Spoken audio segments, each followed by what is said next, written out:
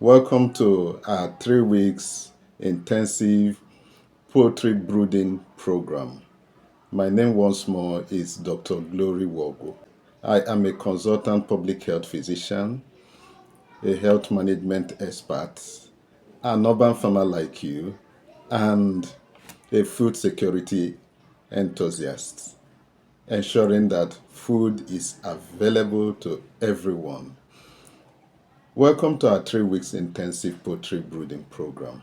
During this program, we'll bring you secrets to raising your own birds in such a way that they are alive and they maintain their growth trajectories and are able to meet your expectations. During this program that starts today with a pre-arrival preparation, why do you need to prepare for poultry birds to arrive? You need to prepare for poultry birds to arrive because these are day-old chicks. They just hatch that day and are brought to you, leaving behind their mothers. The environment that their mothers would provide will not be available to them. You would cater for that. They are received at very tiny chicks.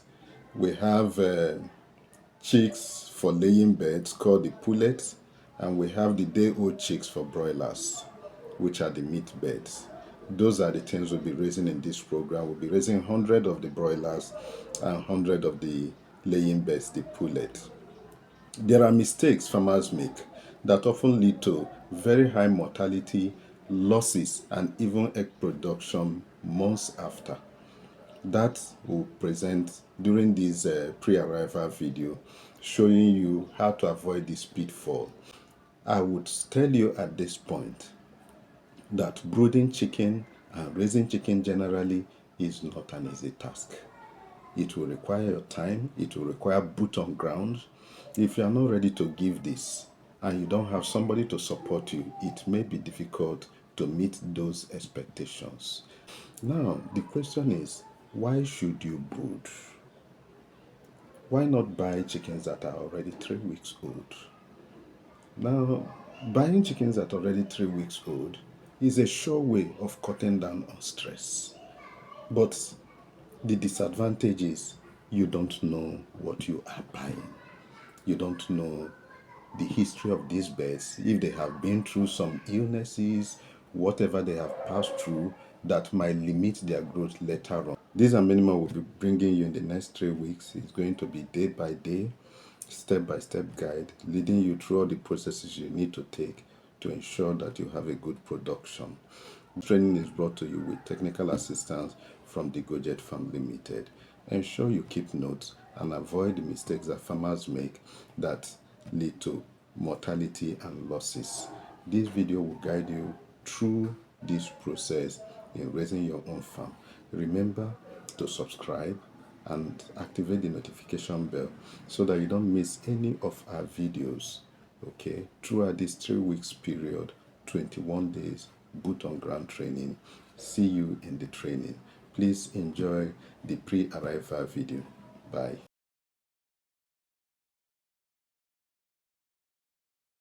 Let's introduce you quickly to things you need for brooding. First is a space to brood them called a brooding space. Could be a room, could also be a cage, but you have to clean it, sanitize it with detergent and antiseptic and make it really clean enough for chicken to inhabit. The second item you need for your brooder is a light source.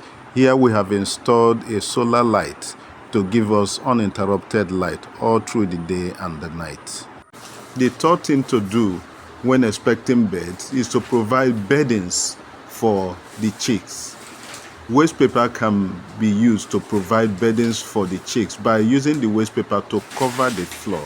This way we insulate the floor, the coldness of the floor from the chick. And the next is that it provides grip for their feet so that they don't slip. And thirdly, it sucks up moisture from the poop, thereby making sure that the area remains dry. Please do not use tarpaulin or waterproof like materials as these do not absorb the moistness from the poop and can become a source of infestation and can also become slippery for the beds. So you cover the whole floor with waste paper, providing soft and comfortable bedding for the chicks. Ensure that feed is already in storage before these beds arrive. You start with broiler super starter, packed with energy and vitamins in crumble size and not pellets that will be too big for their tiny beaks to pick up, which could lead to starvation and death. The fifth task or item is installation of charcoal stove to provide supplemental heat to our chicks. You can also use gas burners and some other source of heat, but we are using charcoal stove. This should be in place and should be filled with charcoal and lighted up at least 2 to 3 hours before the arrival of your chicks. Next is to provide feeders. Here we are using tray feeders. Tray feeders are very comfortable for chicks. Ensure you place at the corners as well so that they don't cluster at the corners. You can see what is being done there. And each tray feeder can take as much as 15 to 25 chicks. So know the number of chicks you are bringing in and add sufficient number of tray feeders to cater for all your chicks. The final step in setting up your brooder is to provide watering source. Here we're installing chick drinkers that are easy for the chicks to drink from. We have not filled them with water yet. It's just to set up, and set up for your chicks should be done 48 to 24 hours before the actual arrival and not on the day of arrival. This way you don't put your chicks in a dire strait. You can see we are placing a base plate first before dropping the drinker.